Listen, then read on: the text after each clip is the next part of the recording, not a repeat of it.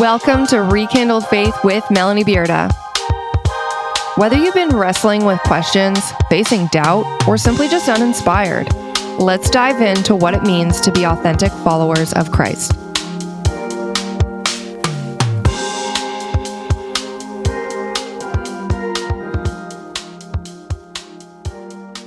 Welcome back to this week's episode. Today I have with me a friend and mentor from Apologetics Canada, Steve Kim. Welcome, Steve.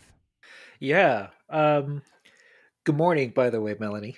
Thanks for having me on here. It's a pleasure to be here. Like Melanie said, my name is Steve. I serve as the Alberta Director for Apologetics Canada. I was born and raised in South Korea.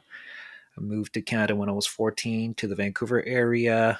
And about 6 years ago, almost 7 now coming up, I moved to the promised land flowing with oil, which is Alberta. So that's where I live now, with my wife, Sharina, and my two kids, a 10-year-old named Maya and an 8.5-year-old named Tavin.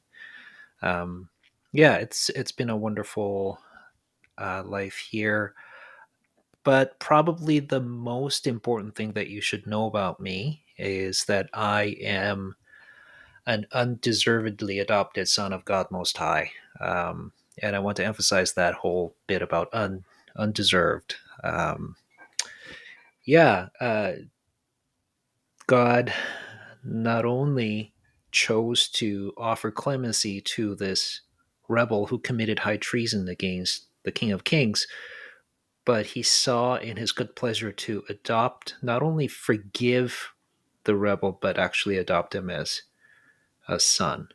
Um, so what I received is quite the contrary to what I should have received. Um, so that's the most important thing about me. But yeah, I'll just leave it there for the time being. Yeah, awesome. Thank you for that intro.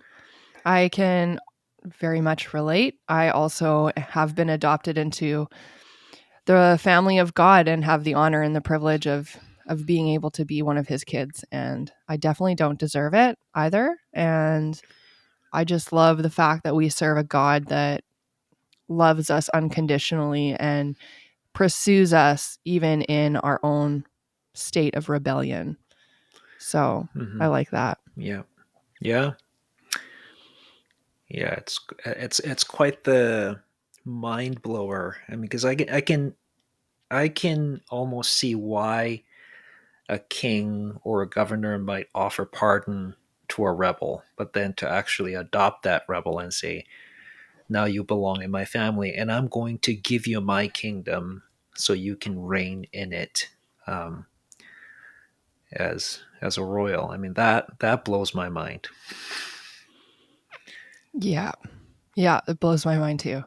And it's totally like counter to everything that this world has ever stood for too.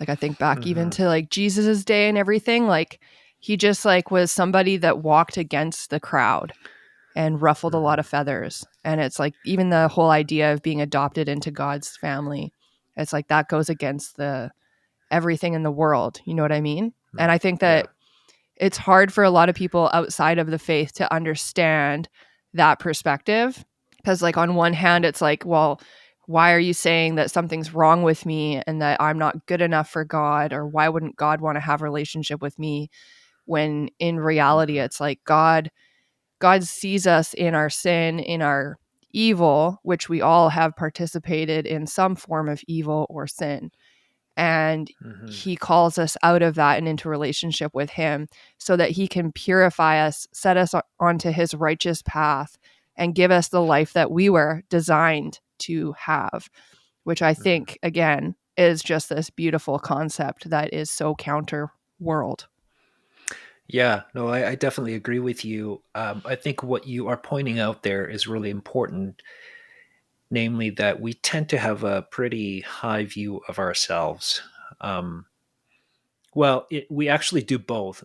At times, we have too high a view of ourselves, and other times we have too low a view of ourselves. And Christianity is always a little bit odd in the sense that it plays with that tension. Like we are the chief of all creatures, and yet we're the chief of all sinners. Um, it has Christianity has it pulls in both directions, and we always live in that tension. But when we do have that too high a view of ourselves, I mean, we always tend to when we try to make ourselves feel better, we always compare ourselves to the people that are kind of that we perceive as just below the line, right? And that line happens to be always just below us as well. Um, but that reminds me of a story. When I was going to university, one of my teachers, John Mark Reynolds, he grew up under a very, very godly father.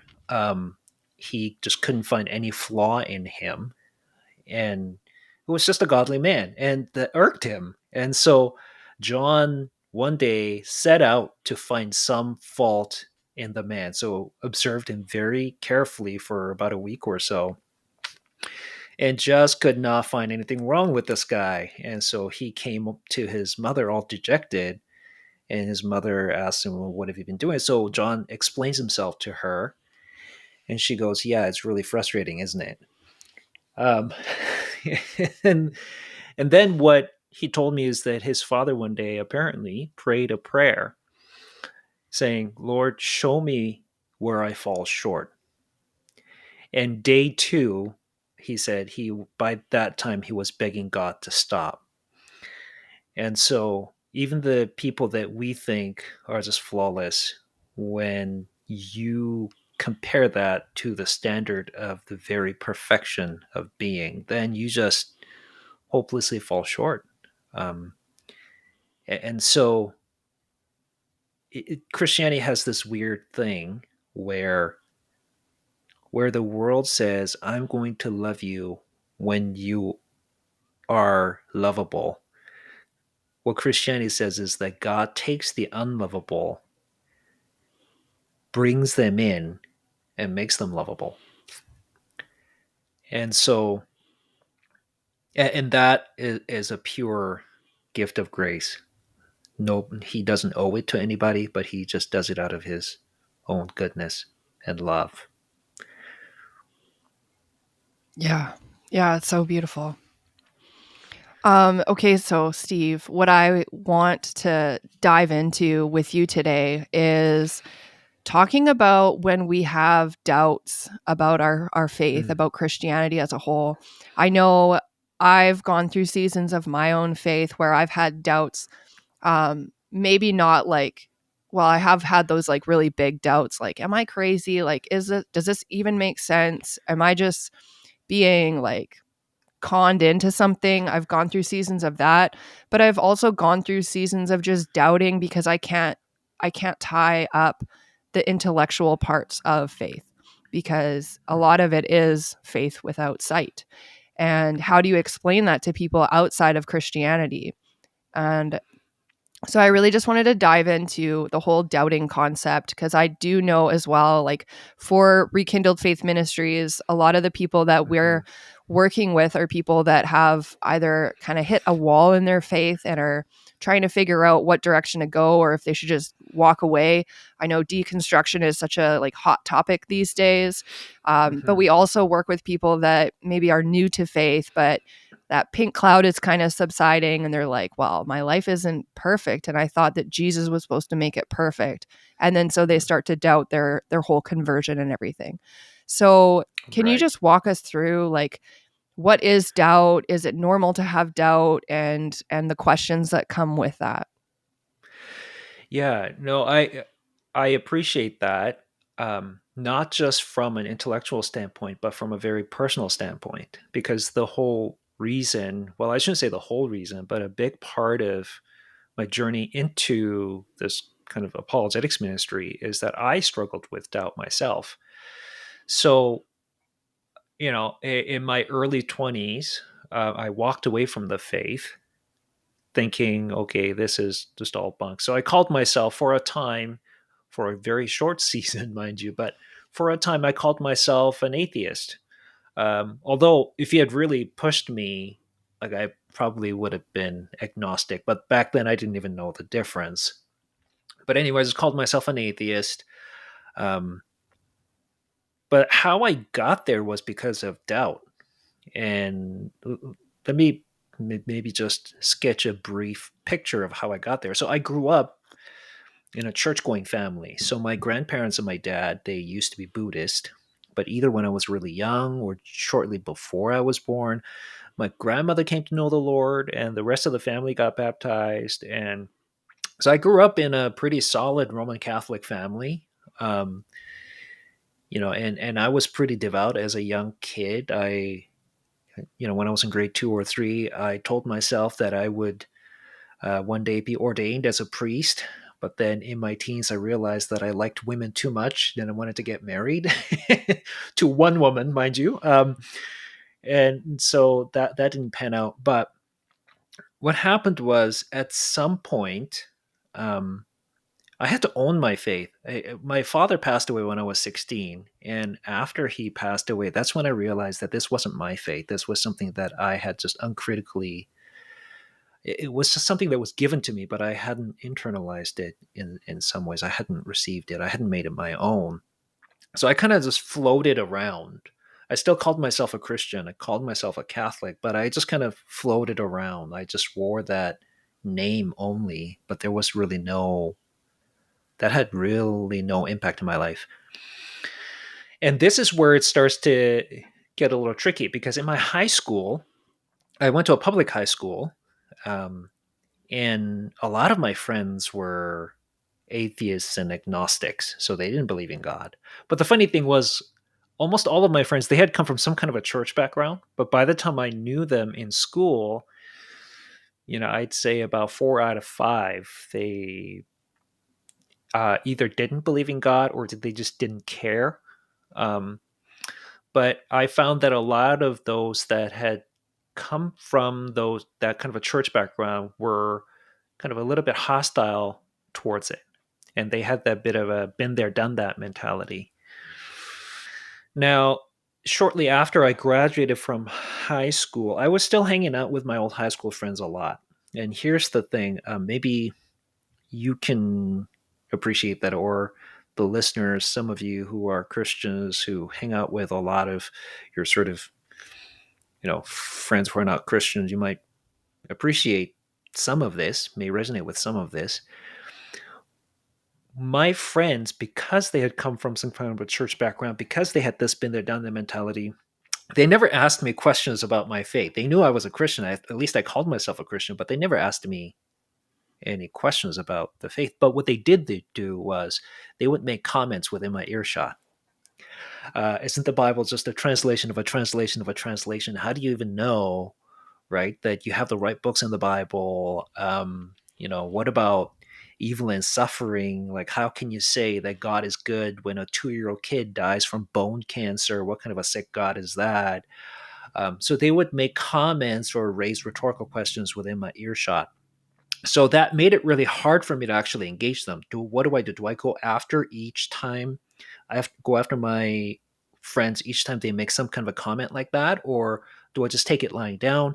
And quite frankly, I didn't even know how to answer any of those things because when you go to church, you generally get together with people that believe the same things you do. So there can be a bit of that sort of complacency that can creep in. And I certainly grew up in that. Um, and now here's the thing, right? The Nazis knew this all too well that when you say something loud enough and for long enough of a time, people get convinced. And so after receiving that sort of comments, rhetorical questions within my earshot over the years, eventually I came to the point where I said, I'm just this doesn't make sense to me. This Christianity thing is just all bunk. And it wasn't until later when I started started studying some of this like apologetics material. I started with Lee Strobel's The Case for Christ and The Case for Faith. That was sort of uh, my gateway to further apologetics. And And what I realized in the end was, man, like all these questions and comments that I received over the years, this is nothing new. Like this has been around for a long time, and the church has offered an answer, a response in one way or another. And the church has such a rich tradition of, you know, this rich intellectual tradition that I just had no idea. I mean, I kind of knew. I grew up Catholic, so I knew about Thomas Aquinas, the angelic doctor. I knew about Augustine, but I kind of thought of them as sort of, those are for the professionals, right? I'm not that. And so what I thought to myself was, man, like if somebody had just come along when I was in high school or whatever and taught me a little bit of apologetics or a little bit of just Christian worldview training, as I like to call it, if I had received just a little bit of that, I could have, bypassed all that fiasco of walking away from the faith and then, coming back to it, so on and so forth. Um, but that what that also did was it kind of lit a fire in my belly, saying, "Man, there's so much more that I didn't even know that the church could offer that I just want to get my hands on." So that's how I started doing apologetics. So what I want to say is doubt is not a bad thing. In fact, doubt is a good thing, but it depends on what kind of doubt you're having, really.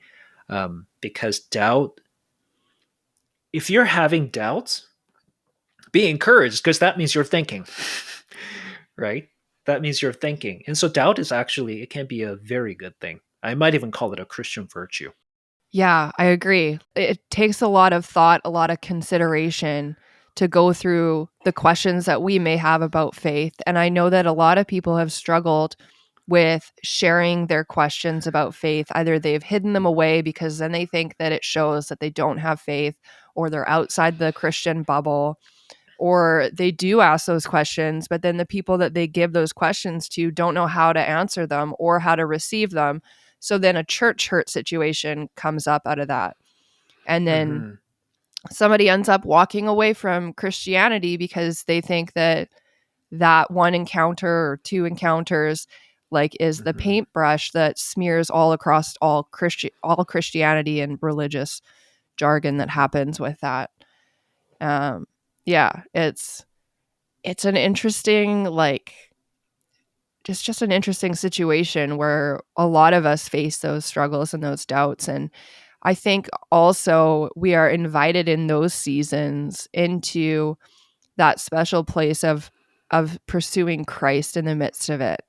And like Yeah. I've been in situations or seasons where I've just been walking in isolation, walking through the wilderness, crying out to God, like completely alone in whatever chaos is happening within me, completely alone with Him, though, and just bringing forward the questions that I've had, bringing forward the doubts that I've had, bringing forward the frustrations that I've had with people within the church or people outside the church, even.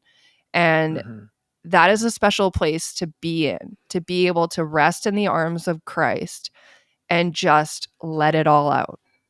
Hmm.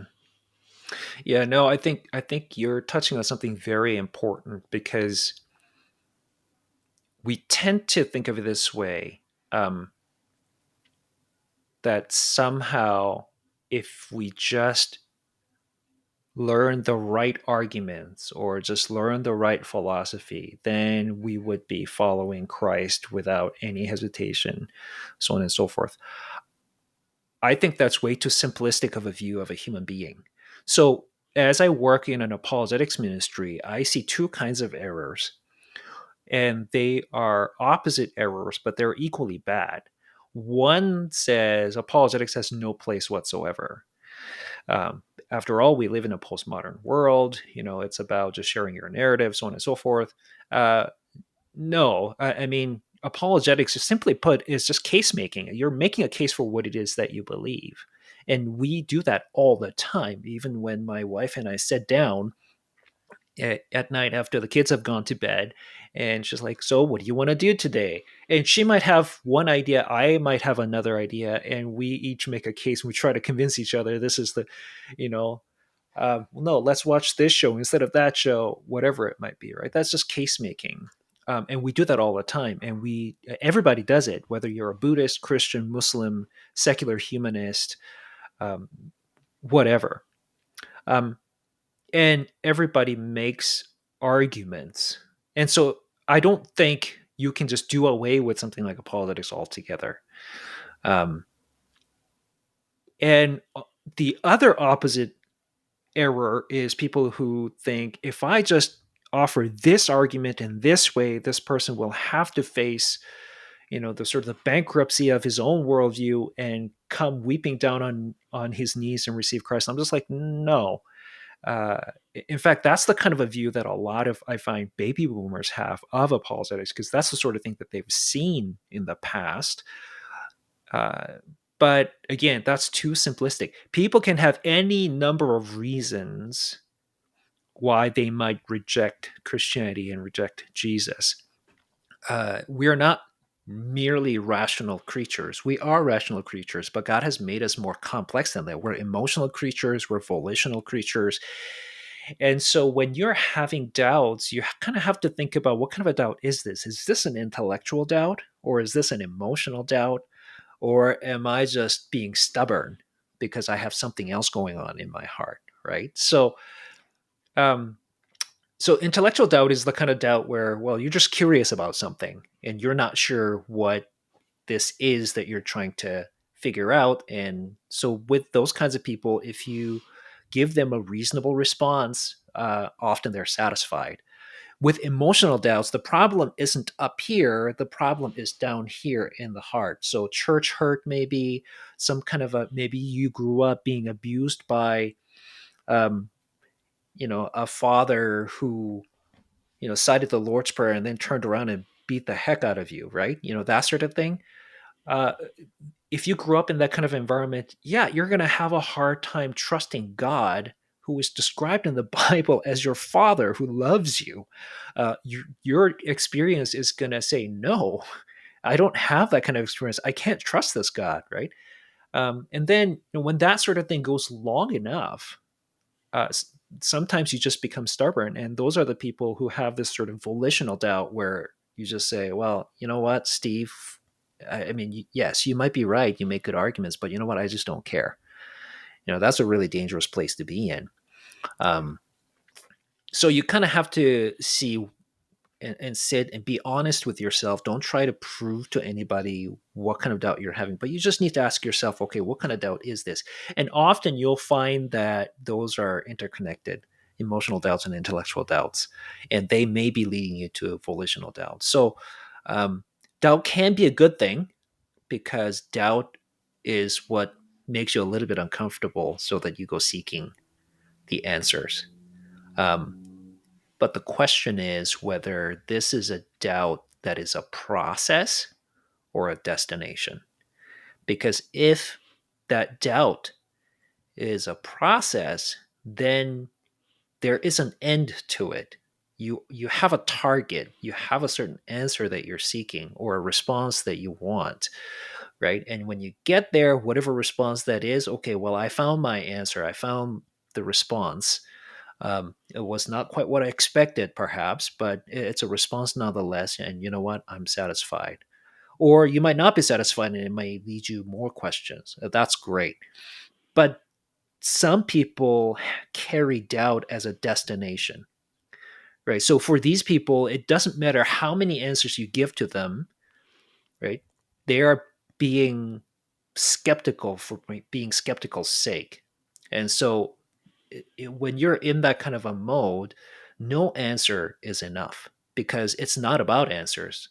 It's about being skeptical. So that's the final destination.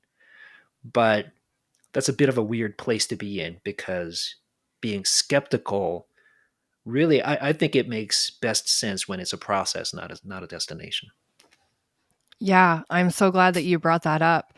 Even where you were talking before about building a case for something is the same idea. When you're skeptical of something, you're building a case against it. You're trying to find reasons to walk away. You're trying to find reasons why the church is failing. And Hmm. like, what is that called? Negativity bias or something, where you're always looking for like the bad things, the negative things. Yeah. I feel like a lot of us have gone through that where we've just like fixated on all of the problems. Maybe it's in the church, maybe it's not in the church, maybe it's at work.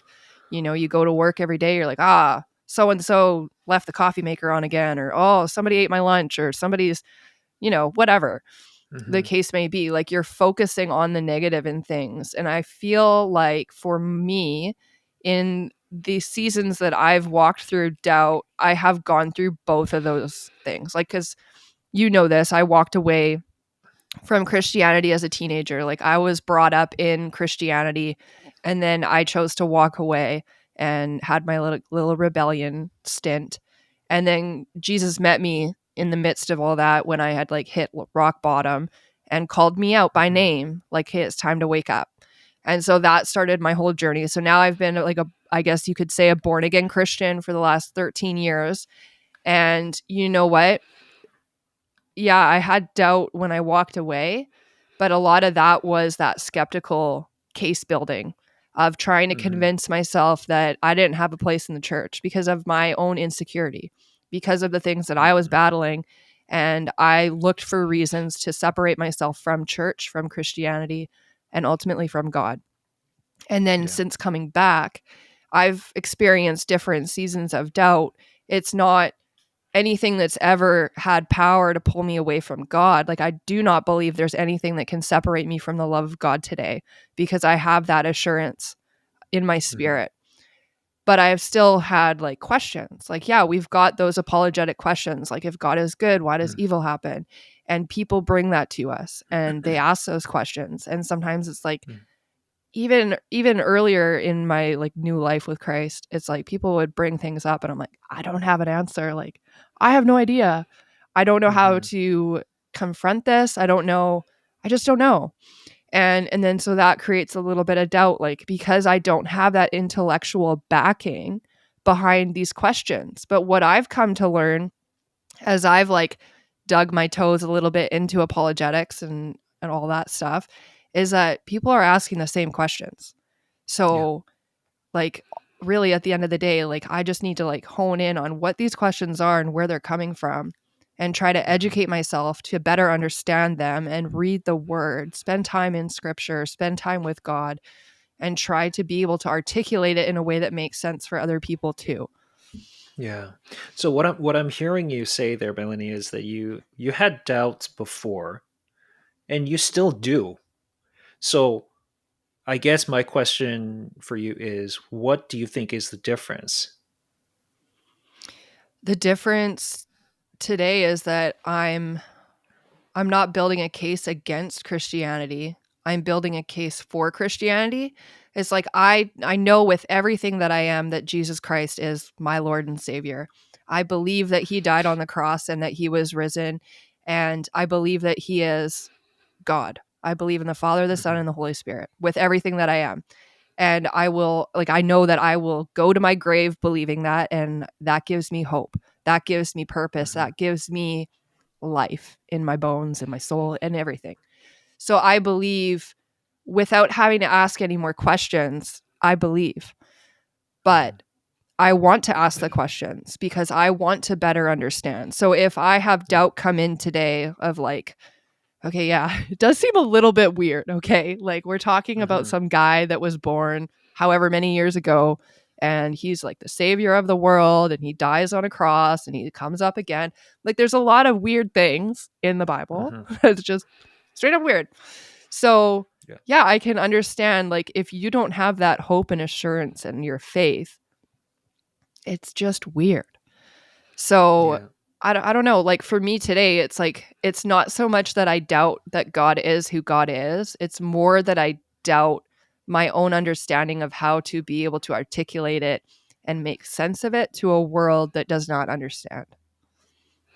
Yeah. No, I appreciate that.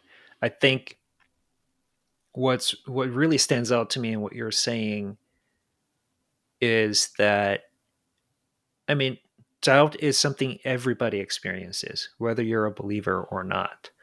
Um, but how you deal with that doubt can look very different between somebody who starts from the foundation of, yeah, I do believe that Jesus is who he said he is. And it's not as though you believe that just purely out of, I mean, this is not just an exercise in confirmation bias either, right? So this is where important to actually talk about what faith is, because I know you brought that up earlier, faith, and you kind of, I mean, you weren't speaking for yourself, you were just kind of describing what many people believe, that a lot of people believe that faith and doubt are opposites, as though you can't have faith if you have doubt, because they're so.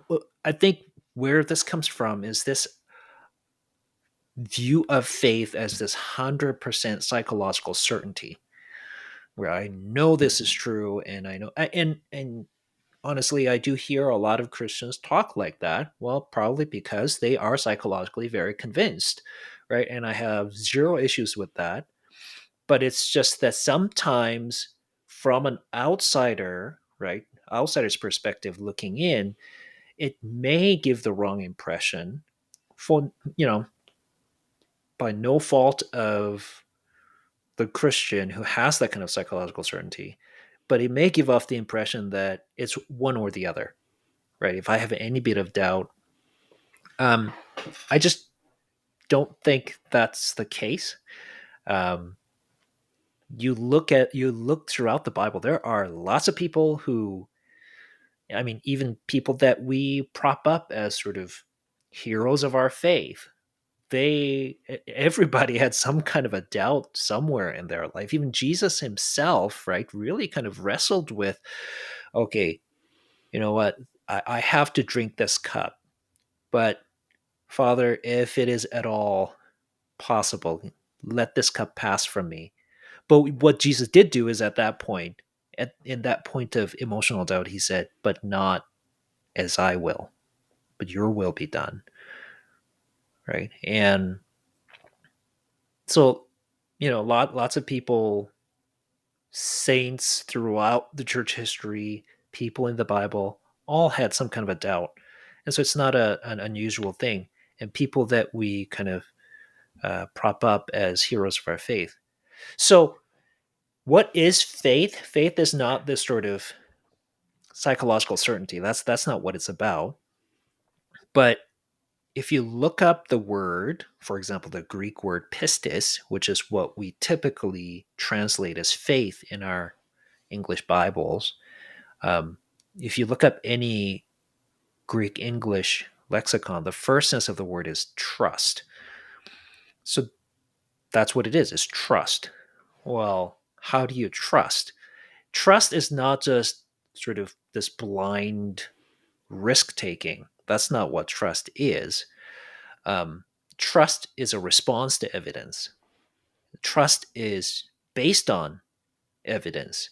Because you've seen so much, you can trust that the rest will follow, for example. And so when it comes to who Jesus is, I mean, Jesus made the promise that he's going to come back, right? And I believe that. I trust that he will come back. Why? Because I think I've seen enough evidence in his life, as recorded in the Gospels and the epistles, that, yeah, he really is who he says he is. And I do believe that he did rise from the dead.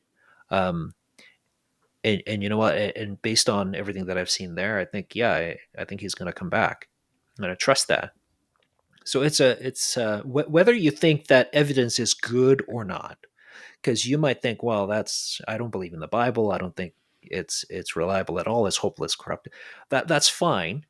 But notice that whether you think the evidence is good or bad, this trust is based on evidence.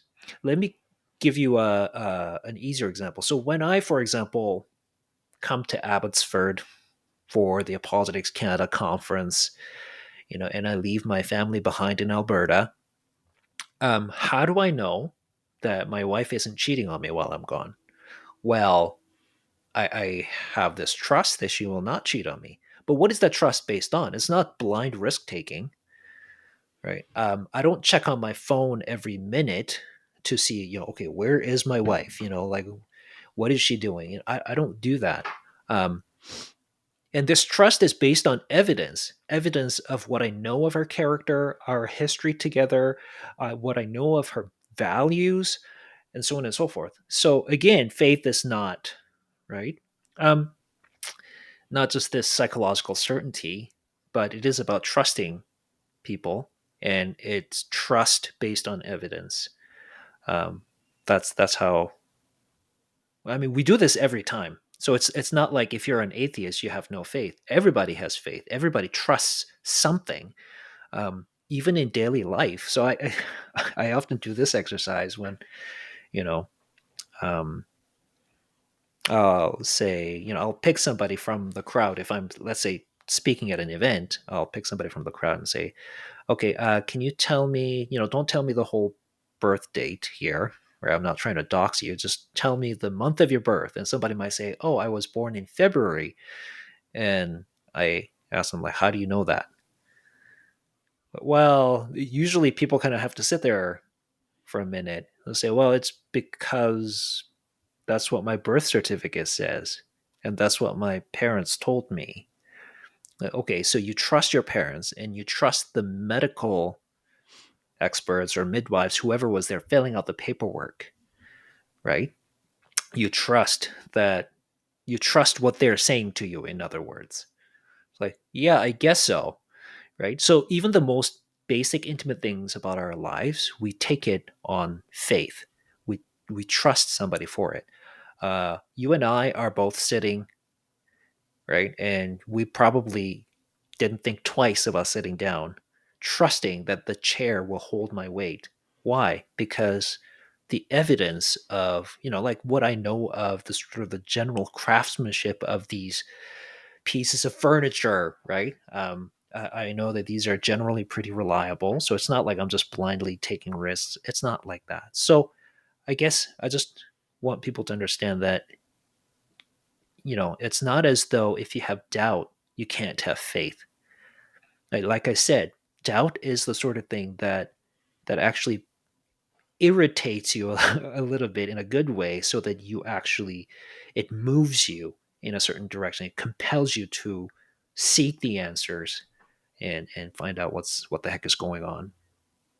As you're talking to, I'm just thinking about how I think it comes down to each and every single one of us that we have to decide what is it that we truly want. Like if we're having doubts about Christianity, if we are a labeled Christian for X number of years and we've never felt that fire, never felt that flame, and we've just been watching everybody else and kind of comparing ourselves to them and getting to that point of feeling frustrated and just wanting to throw in the towel and walk away. What are Hmm. you really wanting from Christianity? What do you really want from God? Because I do think that a lot of times we put on these expectations that God is supposed to serve us instead of us serving God.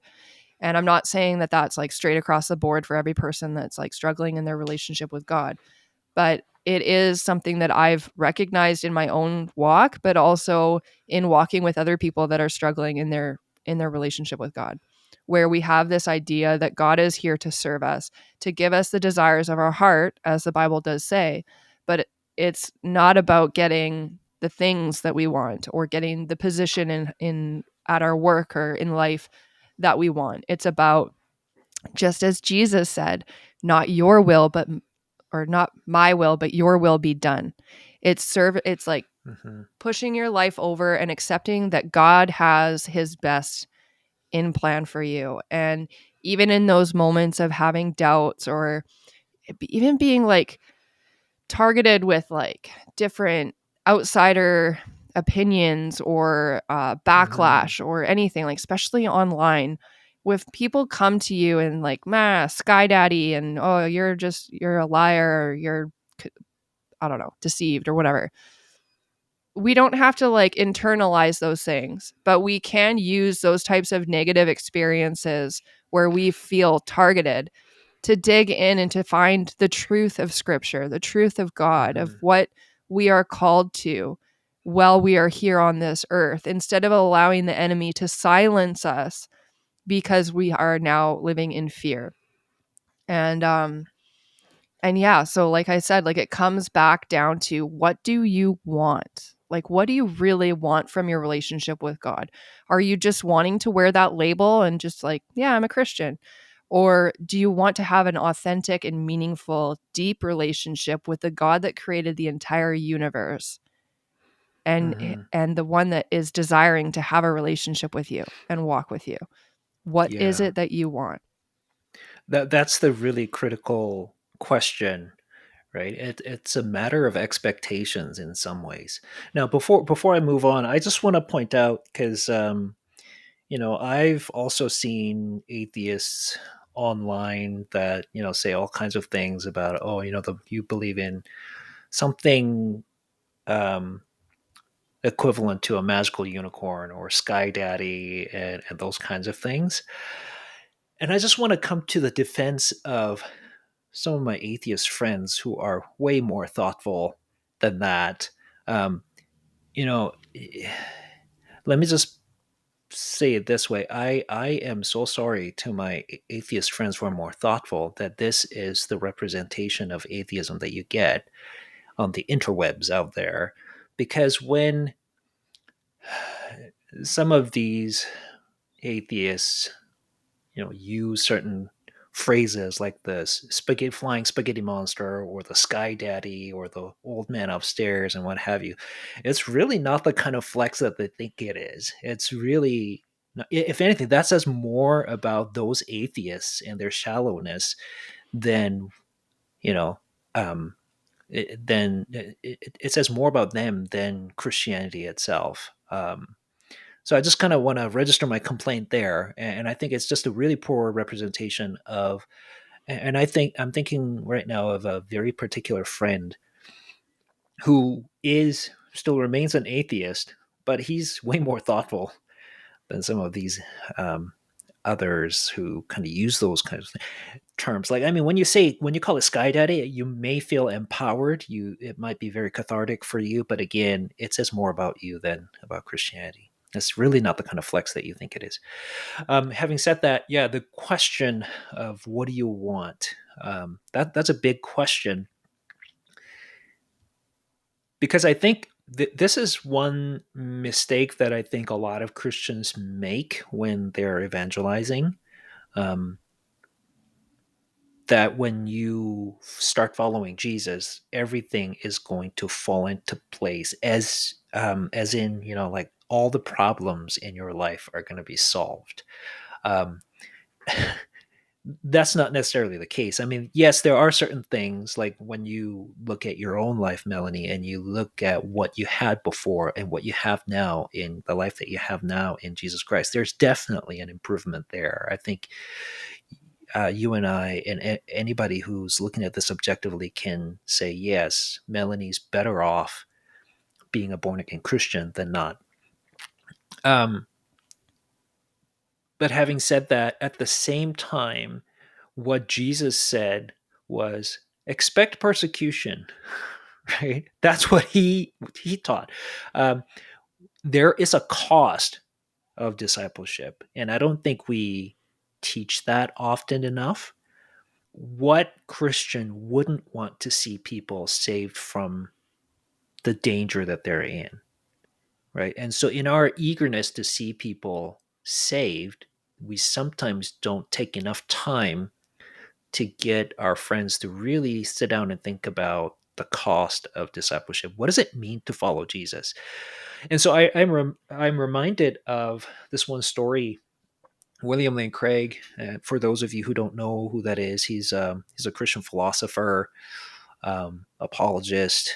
He's known for his debate career.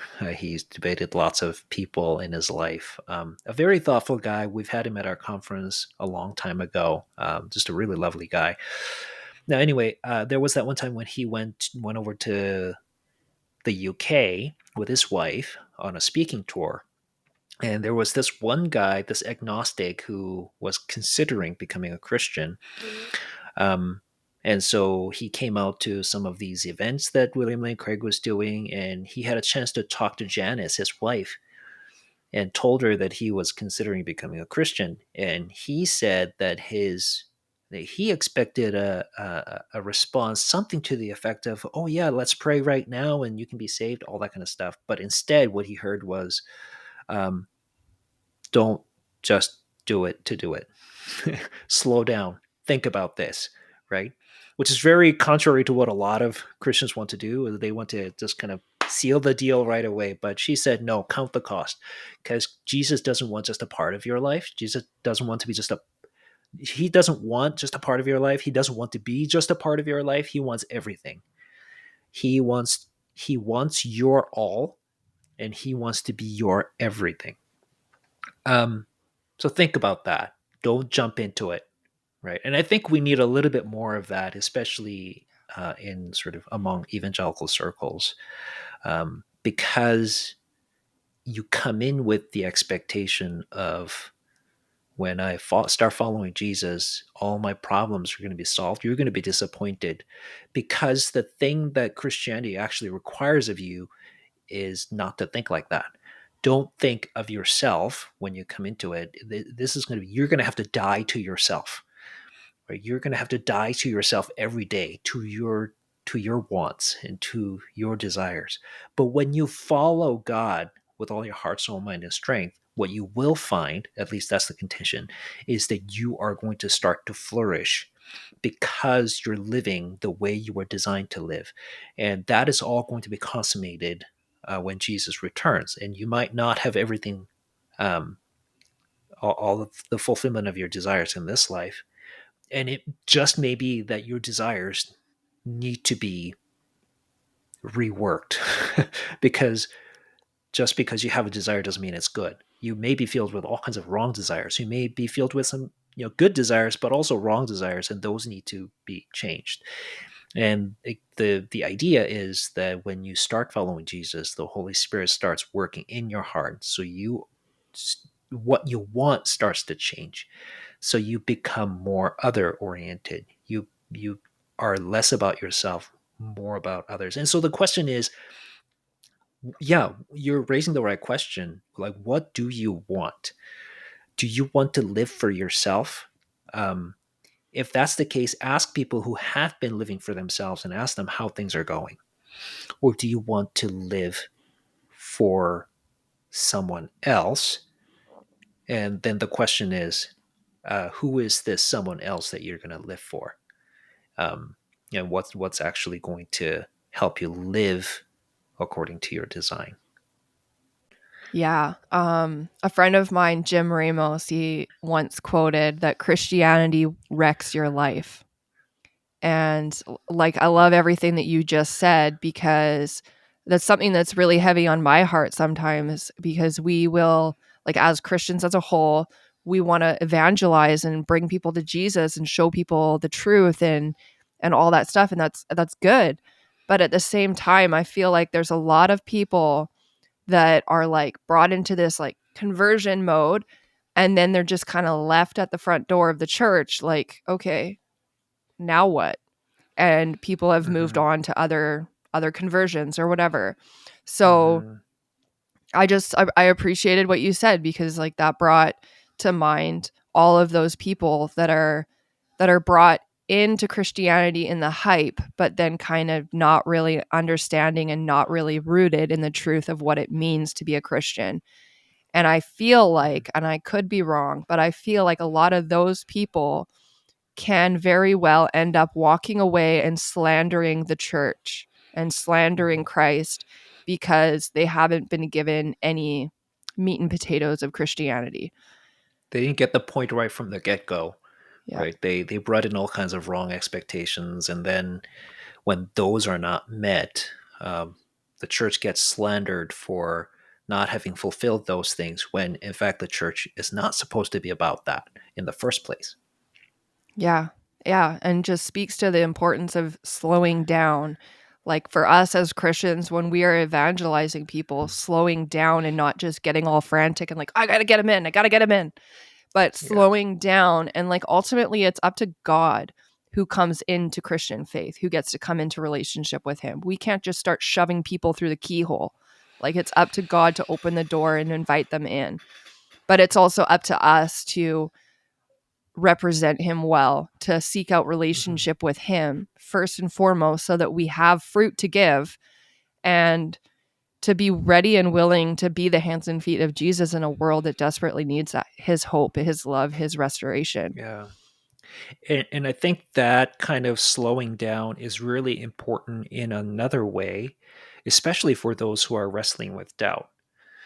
Because we tend to think, okay, well, if somebody's having this out, especially if you have this kind of view of faith or doubt, not faith and doubt, faith or doubt, if you have that kind of a view, you want to squash that right away, right? And so what ends up happening, especially for those who are interested in apologetics, one kind of big mistake that we can make is not taking enough time to actually appreciating the doubt that the person has, but offering really quick pat answers to sort of, because what that does is it invalidates that person's questions, right? And who wants to have that? Because these questions are important to that person, right? And for those who are deconstructing and whatnot. So they're what they're looking for, I find, in a lot of ways, is first somebody who will just sit down and listen and actually appreciate the doubts that they're having. And that is a trap that um, a lot of apologists can fall into. Um, and sometimes, you just don't have you're not in the right setting for that. Um, but apologetics doesn't have to be this sort of thing where you're speaking in front of people, right? Apologetics takes place all over. Like when you're having that cup of coffee, with your friend, and your friend starts bringing up whatever, the problem, evil, and suffering. Um, and just also remember that we're complex creatures, so the problem again may not be an intellectual one, it may be an emotional one. So that actually changes how you approach things. So for example, when somebody asks me questions about evil and suffering, I almost never start answering it right away. But what I do want to ask first is, why are you asking that question, right? Because um, let me put it this way, like, why does God allow evil can be an intellectual question. A lot of philosophers do wrestle with that from an intellectual level, but for most people, it is an existential question. It's an emotional question. My wife's best friend had a few years ago had a 2-year-old niece die from bone cancer. So that's why I brought up that example earlier. It's an actual thing that happened. um, so when I raise the question, as I'm reading philosophical books, why does God allow evil? That's one kind of question. But when my wife's friend raises the question, why does God allow evil and suffering? That's a completely different question. Because what she's really asking at that point is, why did God let little Susie die at the tender age of 2 from bone cancer? Right. So when I'm talking to her, it's going to be, my answer is going to be or not even an answer. My response is going to be very, very different than a philosopher who is intellectually kind of trying to wrestle through it. And so, yeah, there are all kinds of doubts, and I think we need to slow down. Like I think of Job's friends when they came to Job. I think the first thing they did right, which was to sit in silence and mourn with him. Um, but then they go on theologizing afterwards, right? Job, you must have done something wrong if God is punishing you like this, not knowing that this is actually not a punishment, it's a test. Um, and Job's like, no, like I have done nothing wrong. I don't know why this is happening to me. I don't know why God is doing this to me. I want to talk to God. I want to see him. I want to hear from him why he's doing this. And what happens? God does show up. Does he answer any of Job's questions? No, he's got his list of questions. Job, let me put this in perspective for you. Where were you when I was laying the foundation of the earth? And and here's and Job says, "Oh man, like I really messed up. I'm so sorry, God." And this is one of the scariest parts in the Bible, in my eyes, because God doesn't relent. He says, "No, no, no. I'm not done with you yet.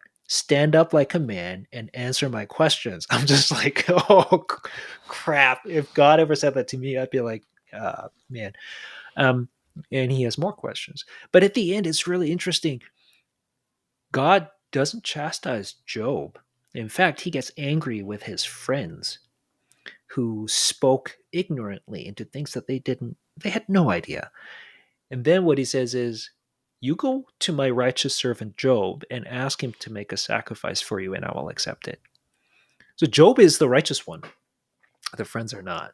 So I take that, I try to take that seriously when I'm talking to people. Their questions might be. So all that to say, I think we need to slow down. We need to appreciate, especially those who are doubting, who are deconstructing. Um, take the time to actually appreciate where they're coming from. Yeah. Um, I have this idea that I came up with. It's probably not just my idea, but people are like icebergs. Like you only see what's above the surface. You have no idea what's Mhm. happening underneath.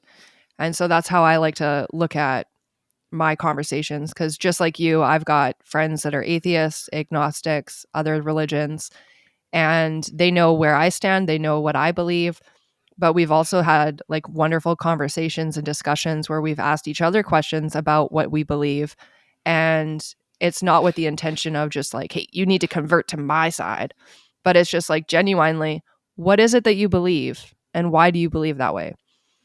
And Mhm. yeah, it's amazing to see like the path that people have walked to get to wherever it is that they are, and Mhm. just honoring that person and the path that they're on, and also trusting God with the ultimate destination for whatever is going to come. Yeah. And yeah, Yeah. I love that imagery of an iceberg. That's perfect because people are like that. I remember seeing this one guy, that meme of this guy wearing sunglasses, always standing, in public with this sign over his yeah, head and it says some random things. Do you remember? Um, and I remember seeing a sign, something to the effect, because I mean, people put in whatever there. It's just kind of a template for a meme, right?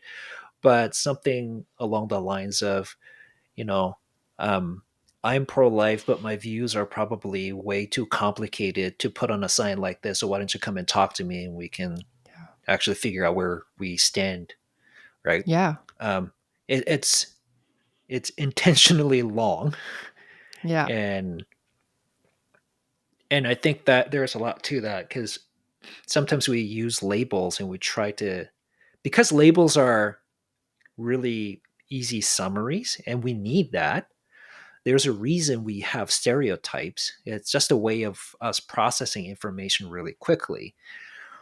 Um, so labels and stereotypes, they're not in and of themselves bad things, but the problem is we tend to reduce the person to that label, whatever conception of that label that we have. So when we say Christian, when we say atheist, when we say Muslim, when we say Lord of the Rings fans, like all of these, we have certain conceptions of them, and then we don't see anything beyond our narrow conception of what that person actually believes. So when I come across somebody who's strongly pro choice, I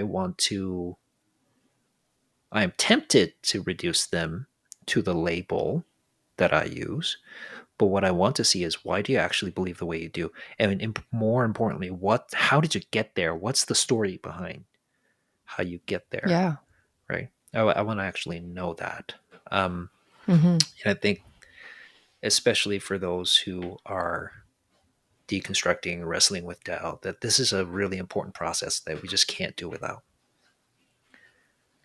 Yeah, we have to be willing to go deeper. Yeah. And actually go with them. Like, Yeah. I don't have to accept everything that they believe, but I Hmm. actually at least need to understand where they're at. Absolutely. And if you don't have the time or you don't feel comfortable, then at least pass that person off to somebody that is capable of walking with them through this season of doubt. Yeah. Yeah. Yeah. Yeah. You don't need to put it on your shoulders, right? Salvation doesn't depend on you. Salvation is not your work. Salvation is the work of the Holy Spirit. You may just be playing a very small part in all of that, and you have to be okay with that. Because if you put it on your shoulders, I don't know. I don't care if you're Billy Graham, you're going to mess it up somewhere all the way. But this Yeah. is you. You were born into a community, reborn into a community of believers, and you're supposed to do this thing together. Which, by the way, I just want to say this one thing about deconstruction. I know deconstruction is a pretty popular thing these days. A lot of Christians, they say they're deconstructing and whatnot. And I guess there are some things that I'd like to suggest, especially if you're on your journey of deconstruction. You first have to understand what the goal of deconstruction is. If again, if you are doubting for the sake of doubting, then that shows me that you've already made up your mind, and it doesn't matter what, you're only going to hear what you want to hear and nothing else. Right. Secondly, if you're deconstructing, especially if you're a Christian and you're deconstructing and you're kind of weighing your faith in the church and whatnot, um, try this for a test. Right. Um, think about all the negative things that you can say about the church, and then think about all the positive things that you can say about the church. What are some things that the church has done well? Right. And if you find that you really can't think of anything positive to say about the church, then I would say that you need to reassess that. There is, I mean, the church has had a tremendous, the church has done some tremendous evil, um, but the church has also done some really good things, like to the point where we're swimming in Judeo-Christian values and we don't even see that that's what's going on. Um, Pick up a book like Dominion by Tom Holland, not the Spider-Man actor, but the UK historian. He's an agnostic. See what he has to say, for example, about the impact of Judaism and Christianity around the world and what the church has done um, for the world. So if you're deconstructing, give that a fair shot. See if you have nothing but negative things to say about the church, that probably says more about you than about the church. So yeah, think about what kind of doubt that you have. Is this a doubt for doubt's sake, or are you actually looking for some kind of an answer? Not just an answer that you want, but some. Are you looking for some kind of resolution to the doubt? Is this an intellectual doubt or is this an emotional doubt? Right? Because it's an emotional doubt. You need therapy. Right? You need Yeah. pastors and counselors, not philosophers and theologians. Um, and and think about whether, yeah, you just have to be honest with yourself. Am I just, oh, how many positive things can I say about the church? And if I can't, am I really being fair to this? Or do I have just a preconceived, sort of predetermined goal in mind, and I'm just trying to find all the pieces that will fit into that to get there?